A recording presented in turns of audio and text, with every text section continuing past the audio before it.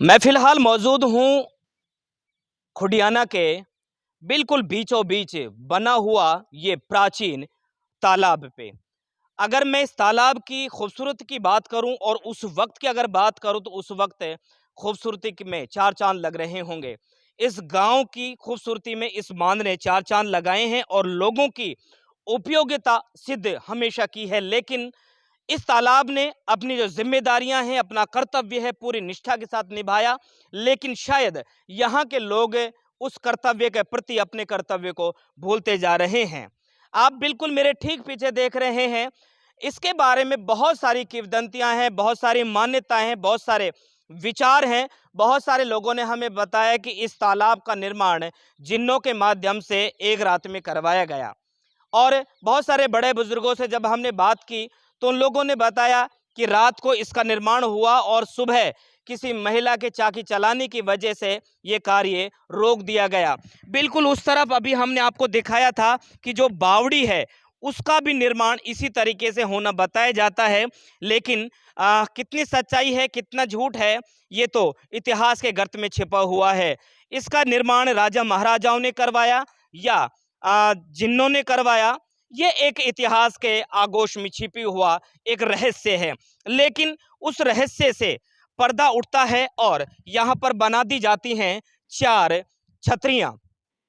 चारों ही कोनों पर आप देख रहे हैं 1, 2, 3 और ये 4 छतरियाँ। 4 छतरियाँ बनी हुई हैं और 2 छतरियों के ये जो खाली जो जगह है, रिक्त जो जगह है 1 और 2 इस पे भी छतरियाँ बननी थी, लेकिन ये छतरियाँ क्यों नहीं बन पाई, ये तो रहस्य है, ये वक़्त के या इतिहास के गर्त में है। अगर हम बात करें तो यहाँ पर सैकड़ों सीढ़ियाँ हैं जो लोगों को चढ़ने और उतरने के काम आया करती थी। लेकिन आज ये जो पूरी तरीके से बावड़ी है, जंगली कीकर, बबूल और अन्य झाड़-झंकाड़ों से पूरी तरीके से अपने आगोश में लिया हुआ है। यहाँ के स्थानीय और सोशल एक्टिविस्ट चंद्र प्रकाश ने बताया कि उनके माध्यम से और ख़ास तौर से युवा टीम के द्वारा इस बावड़ी का इस जो तालाब है उसका जीर्णोद्धार करने में उनका एक सहयोग भी रहा है। लोगों ने यहाँ पर श्रमदान करते हुए इसकी साफ सफाई भी की है। लेकिन एक काफ़ी लंबा वक्त होने की वजह से एक बार फिर ये जो बावड़ी ये जो तालाब है दोबारा से अपने उसी गंदगी के आलम में ढका हुआ है। अगर हम बात करें तो पानी यहाँ पर अभी भी काफ़ी तादाद में यहाँ पर पानी भरा हुआ है। लोग बताते हैं कि यहाँ पर इस तरफ कुछ घाट बने हुए हैं जो यहाँ के स्थानीय हैं, वो यहाँ पर नहाने के लिए धोने के लिए आया करते थे। मवेशी हैं, पशु हैं, यहाँ पर नहाने धोने के लिए आया करते थे। लेकिन अब धीरे धीरे बेकदरी का शिकार होती हुआ ये बांध, ये तालाब जगह जगह से पत्थर निकल रहे हैं और यहाँ पर जो छतरियाँ हैं वो भी धीरे धीरे जीर्ण शीर्ण की अवस्था में होती जा रही हैं। लेकिन लोगों को इस तरफ अपना ध्यान आकर्षित करना चाहिए। लोगों को इसके बारे में भी फ़िक्रमंद होना चाहिए, चिंतित होना चाहिए, क्योंकि इन जो विरासत है उनसे हमारा एक इतिहास जुड़ा हुआ है, इनसे हमारा बीता हुआ समय जुड़ा हुआ है। और आप देख रहे हैं कि हम काफ़ी ऊंचाई पर खड़े हुए हैं, लेकिन जो पानी का जो तल है अभी भी काफ़ी ये कह सकते हैं कि अच्छा खासा पानी यहाँ पर भरा हुआ है। लेकिन गंदगी की वजह से जो एक गंदे पानी की जो एक परत है पानी पर छाई हुई है, गांव का अब काफ़ी हद तक गंदा पानी भी इसमें आता है। और ये जो छतरी का एक हिस्सा है जो उस वक्त क्यों अधूरा रह गया था ये अलग बात है।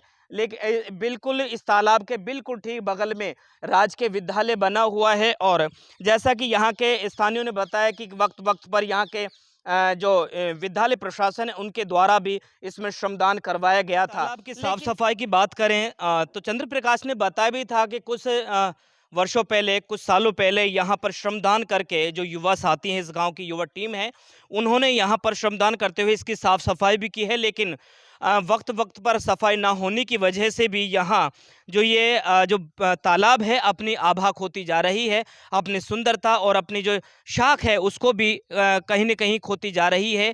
धूमिल होती हुई इसकी शाख जगह जगह पर पत्थर निकलते जा रहे हैं और धीरे धीरे अगर वक्त पे इसकी सार संभाल नहीं की गई, अगर इस तालाब को नहीं देखा गया, तो एक दिन वो दिन आएगा कि जब ये तालाब पूरी तरीके से खो देगा। इन तालाबों से ये जाहिर होता है कि ये गांव बहुत पुराने गांव हैं।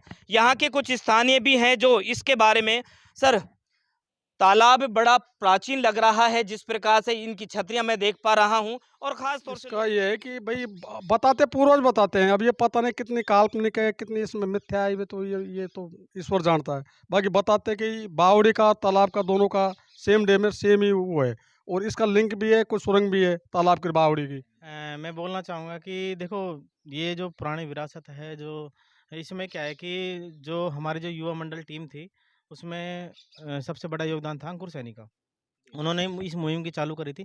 फिर जो हमारे गाँव के जितने भी युवा थे, उन युवाओं ने इसका पूरा जितने भी चारों तरफ देख रहे साफ-सफाई, और जितने मट्टी, पेड़-पौधे सारे हमने साफ कर दिए थे, बिल्कुल क्लीन कर दिया था। उसके साथ ही समय-समय पर जो हमारे स्कूल के जो प्रधानाचार्य हैं, ये कैंप के द्वारा बच्चों के पहले कैंप लगाते थे एनएसएस का, उससे भी साफ होता था। अब कुछ दिन से अब देखो धीरे-धीरे कोई ध्यान ही नहीं देता पंचायत लेवल पे। मैं सरपंच से भी निवेदन करना चाहूँगा, अगर सरपंच साहब इसमें नरेगा भी चला दे, तो उससे क्या है कि अपनी साफ-सफाई भी हो जाए और काम भी हो जाए पंचायत का। तो ये क्या है कि एक पूरी विरासत है, पुरानी विरासत है, पूर्वजों ने जो हमें दी हैं, तो हमें इनको सँजो के रखना चाहिए।